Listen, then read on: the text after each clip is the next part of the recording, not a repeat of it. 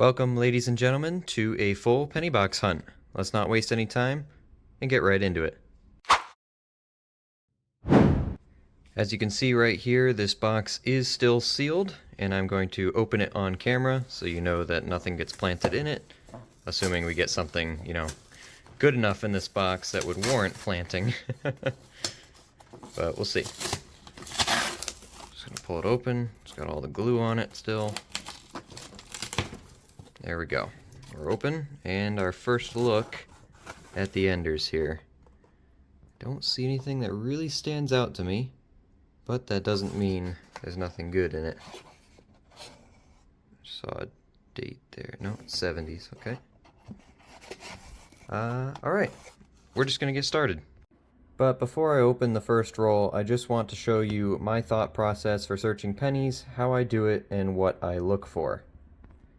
First things first, just some kind of flat edge. I have this Leatherman tool with a screwdriver bit on it, a very, very small one. I actually think it's probably used for something else, but some kind of flat material to get under these edges of the rolls. It just makes it a lot more comfortable to peel them off like this instead of straining with your fingers for 50 rolls or so. The next tool I use after the Leatherman to peel up the edges of the rolls is a microscope. If you do not have one, I will have a link to this one in the description. It's of great quality, and when you're looking at pennies, you're going to want something like this. Don't strain your eyes. Do yourself a favor, buy a microscope. This one is very cheap. It's around, 28 bucks I think last time I checked. It's good quality, it's an HD screen, and you can actually hook it up to your computer and make the screen even bigger on your PC if you want to. But use a microscope, don't hurt your eyes. And if you hunt like I do, you may need a scale if you're gonna hunt for the stuff that I hunt for. If you're gonna pull out copper for certain dates, you will need a scale just to double check on the copper content and any other varieties. These scales are very, very cheap. They're a couple dollars on Amazon. Again, there's a link in the description to my equipment that I use. And finally over here, the red book. If you do not have a red book and you plan on coin roll hunting, coin collecting, anything like that, I highly recommend you have one of these. This one, I bought it myself. It's chocked full of all sorts of information, all different denominations that you could be hunting or looking at: quarters, dimes, nickels, pennies. It even has some older stuff in the colonial era, as well as a couple of different foreign sections, stuff like that. But most importantly, in the red book, is it actually does show you pictures of varieties, things you can look for that are worth a little bit of money. It also has the mintage numbers for all of the coins that you're going to run into. So overall, it's a fantastic resource, and if you don't have one, I strongly suggest you get one. And you guessed it, there's a link in the description to this as well. But that is my equipment. Now let's move on to the list. Basically, we're going to be looking for anything old, anything that is pre the Lincoln Memorial design, aka wheat pennies, Indian heads, or if you're fortunate enough to get anything older than that, then good on you. But primarily wheat pennies and Indian heads. There is no exception where I would not pick these out, basically. The Lincoln Memorial design came out in 1959, so anything from 1959 to 1982 is actually made of copper. If you're someone who wants to separate the copper and hold on to it for later, each copper penny is worth roughly 3 cents as of now in scrap. So might be a good idea if you want to go through the bother. If you don't, then no big deal. The only thing you have to keep in mind is the 1982s, not all of them are copper. Some of them are going to be the zinc alloy. So a good idea to have the little scale over there. If you do want to get the most out of your coppers and you want to check your 1982s, then use a scale. Copper will weigh 3 grams. Actually, let me write that on here to help you out. There we go. If you're ever not sure about a penny, if it weighs about 3 grams, it's going to be copper. If it weighs less than that, around 2.5 is the average for zinc pennies. It weighs zinc. It's a zinc penny, and you can throw it in your scrap box. The only other one I check for copper are the 1983s. There are some rare instances of 1983s being punched on copper planchets. So if you're lucky enough to get one of those, you'll be a very wealthy individual. So in my opinion, out of the A few dozen of 1983s I pull out of a box. It doesn't take that long to weigh them. We've said it here on the channel a couple times. Even though the chances are small, you won't find it if you don't look for it. But, moving on, some small date varieties. 1982 and 1960 are the dates that I look for primarily. I'll put some photos up on the screen here so you know what I'm talking about. And this information is also in the red book. If we scoot over here, you can see the 1982 varieties. You could tell that the font is quite a bit different. The small date numbers are a bit skinnier. I primarily look at the two. It looks like a completely different font altogether. 1982 small dates I hold on to, and the large dates I throw back. The 1960 small date large date is a little bit more difficult, but primarily what I look for is the short tail on the 6. You'll notice the top of the 6 is a bit longer on the large date, a bit shorter on the small date. The O is also smaller, but I find that that is pretty difficult to pick out sometimes, unless you have a large date to put next to it. My primary checking point, though, is the relationship between the 1 and the 9. The 9 on the small date, the top of it actually sits lower than the top of the 1, where on the large date, the top of the 9 sits higher than the top of the 1. There are hundreds of double die varieties you could be looking for in pennies, but I just picked out a couple dates that I check that are easy to check, and I can throw them under the microscope really quick so they don't interrupt the flow of me looking through the box and doesn't make it take hours.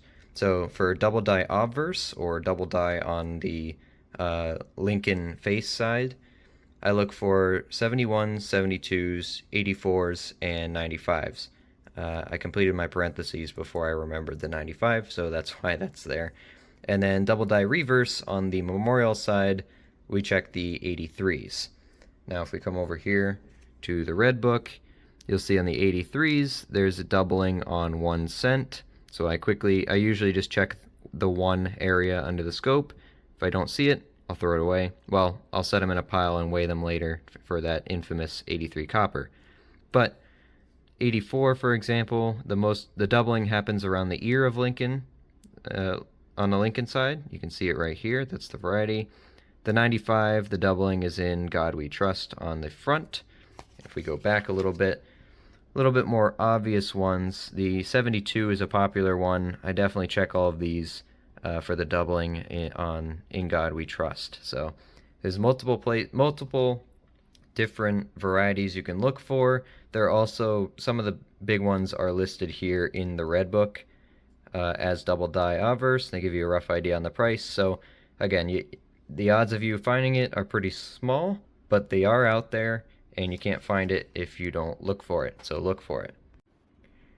AM varieties are a little tricky to explain, but basically for these dates, 1998, 1999, and 2000, on the Philadelphia varieties of these coins, you're looking for a separation in the A and the M of America on the back so that it appears wide.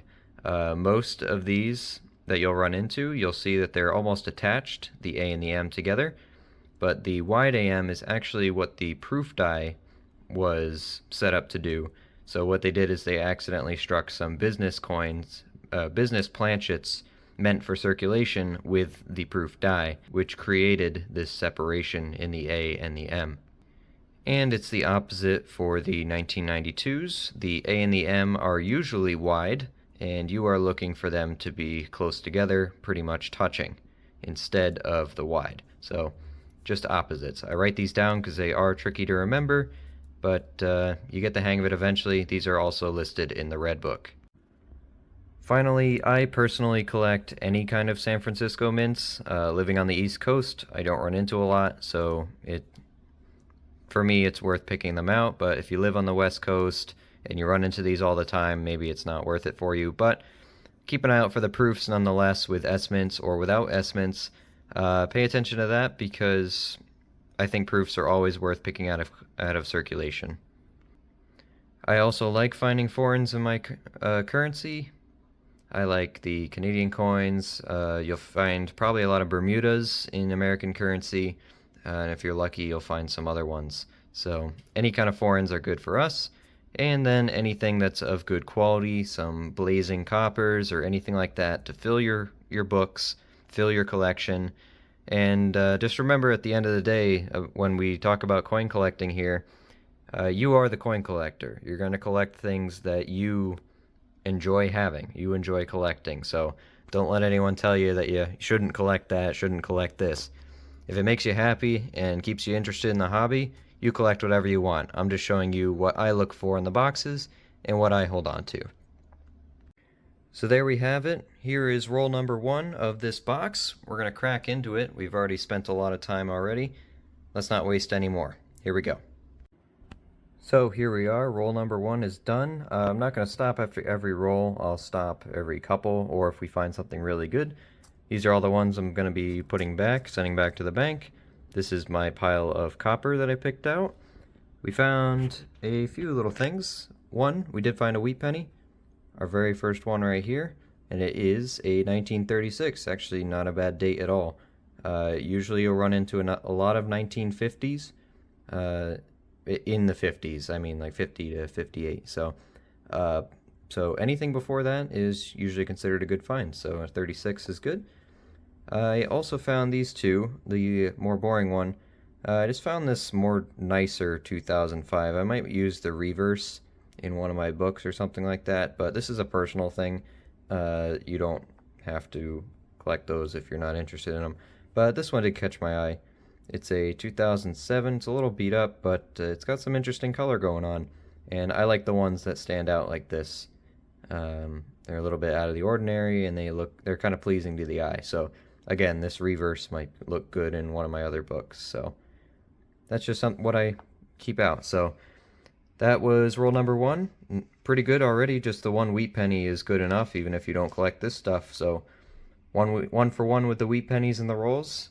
We're going to do a couple more, and then I'll come back when there's something to talk about. Alright, here we are with an update after roll number 10. We have 2 wheat pennies, the first of which you saw already. It was the 1936, and the other one we found was this 1944. So those are the 2 wheat pennies that we've picked out so far. We've also picked out a Canadian, Queen Elizabeth II. This one is a 1985. It's a 12-sided. You can pick these out pretty easily just from the edges of the rolls, because they have all these flat spots on them.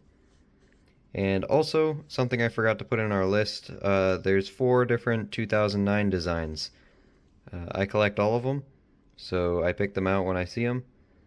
This one's not in the best shape, but as you can see, it says 2009 right down there. It's a Philadelphia, and this is design number 3, I believe. Professional life, Abraham Lincoln as a lawyer. I also added the 2009, let me grab it, right to the bottom of our list. So again, here's the list. You can pause it, take a screenshot, whatever you have to do. But remember, make your own lists. Collect what you want to. Then I also picked out this nicer 1968.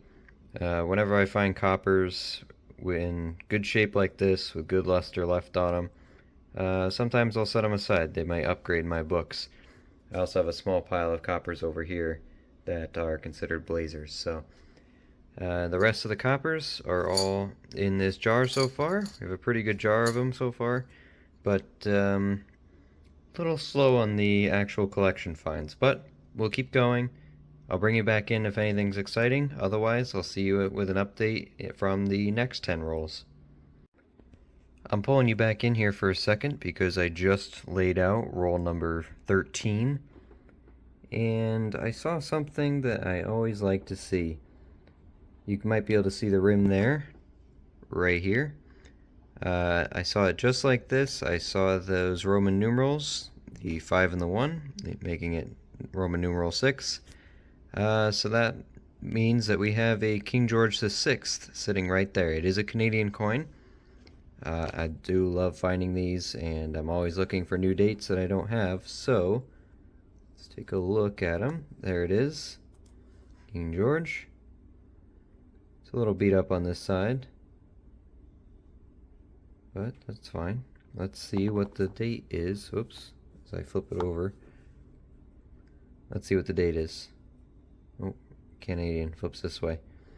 1939. I think I do have this one, but I always like finding King George's in American change, so very happy with that one. Just wanted to pull you in for that. I didn't see anything else super interesting in this roll, but I have yet to actually go through it. So I'll bring you back when I find something else, or for the recap. Here we are with an update after roll number 20 has been completed. We found 3 2009s in these previous 10 rolls. 2 of them are the professional life variation, and one of them is the birth and early childhood. This is the first in the series. These 2 are the second in the series. So we're going to see if we can complete the whole 2009 series in this box. That's the goal. Moving on, we have 4 foreigns. I already showed you the King George VI. It is a 1939. We found 2 other Canadians, a 1983, or is that 8? 83. It's a little scratched right there. And then this very nice 1996 penny. It's in good shape. And finally, we have another foreign. This is a Commonwealth of the Bahamas coin. It's a penny. It's their 2001. And these have a pretty cool design on them. I'll put it under the microscope real quick just to show you. But it's a 2001, and it's got a little starfish on the back. Here we are under the microscope, and as you can see, we have Commonwealth of the Bahamas around the outside, 2001 for the date, and then this beautiful design on the, I believe this is the reverse of the coin. It's got swordfish, flamingos, it's got this ship. It has forward, upward, onward, together on it. I just think it's a really cool crest design kind of thing. It's got some colonial elements to it. But, yeah, no, I really like this coin. I like this design. I have a few of these. I don't know if I have a 2001 yet, though. I'd have to check. But there you go. Bahamas 1-cent coin. The copper jar is also looking pretty good over here, but we got plenty of pennies to go. 30 more. Let's keep going with it. Alright, here we are with a recap after roll number 30. We have another 2009, another professional life. We have another Canadian. This one is a 2003. There's Queen Lizzie. We found 2 wheat pennies in these 10. First one here is a 1951 Denver. Second one here is a 1944 Philadelphia. And that brings us to this 1998. Luke, why do you have a 1998 in your collection pile? Well, let me refer you to the list again in case you have forgotten. Alright, here we are with the penny hunting list. As you can see on the AM varieties, 1998 is listed under wide AM. So, let's look at the book. Over here, 1998 wide AM is an actual variety for the Philadelphia coins. And, well, I guess you kind of figured out what I found already, huh? Let me show you the microscope. This right here is what a normal 1998 penny looks like. As you can see, the A and the M here are very close together, almost attached. And most coins are going to look exactly like this, well, at least for these years. They're going to look exactly like that. This is what the business strike die looked like, and that's just what it did. Now I'm going to slide the 1998 that we just found under here, and as you can see, the gap between that A and the M just opened up significantly. They're no longer touching. It's very obviously separated. This is a 1998 wide AM variety. Typically, in fantastic condition, these can go for $20, $30. In this condition, it's probably a $10 coin. But still, if you think of it as 1,000 times face value, it sounds a bit more impressive. So check your pennies if you're into hunting varieties. If not, you can ignore these, throw them back. I'll pick them out. I don't mind. But there we go. There's our first 1998 wide AM. We're back with a recap for roll number 40. We have another 2009. This is the fourth design in the series, the last one, the Presidency. A little bit nicer than the other ones we've been finding. We also have another Canadian, Queen Elizabeth II, and it is a 1999. We found 3 wheat pennies as well. First one here being a 1957 Denver, the second one being a 1950 Philadelphia, and the third one is another 1957 Denver. So not too bad on the wheat pennies this time around. It's been a little bit of a slow box for those, but we'll see what's in the last 10. The copper jar is looking pretty good as well, so let's keep going.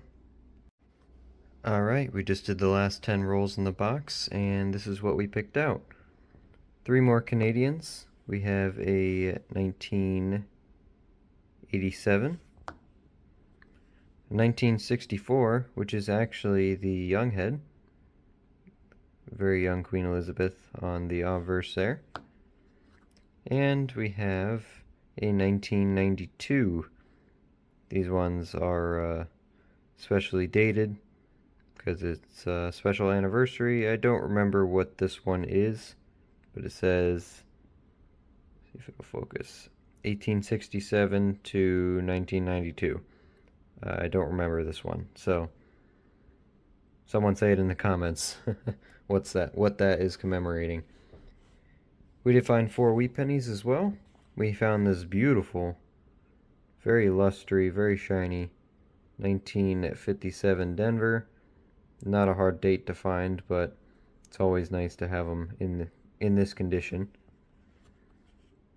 Our next wheat penny is a 1952 Philly,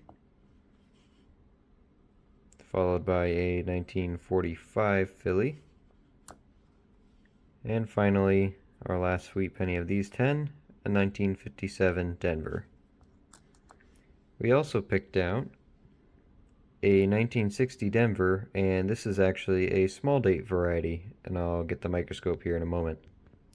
Alright, here we have the 1960 Denver under the microscope. If we look on the screen here, you can see, as we discussed earlier, the top of the 9 is below the top edge of the 1, and the tail of the 6 is a bit shorter. And if I had another 1960, I would put it up here just to show you that the O is also closed in a bit more. As you can see, we'll look back at the book. 9 sits right below the 1. This one is kind of obvious, the 9 that sits above the 1, and the tail of the 6 is a little longer. So if you look at that and then compare it to this one, you can see how different it is. So a little bit tough without a side-by-side, but that's what the red book's here for. It becomes a bit more obvious which one is which. And I did check, it's not going to be this extra variety. For the 60 Denvers, there is a chance for some doubling to occur, where they punched the small date over the large date. So, chance for that.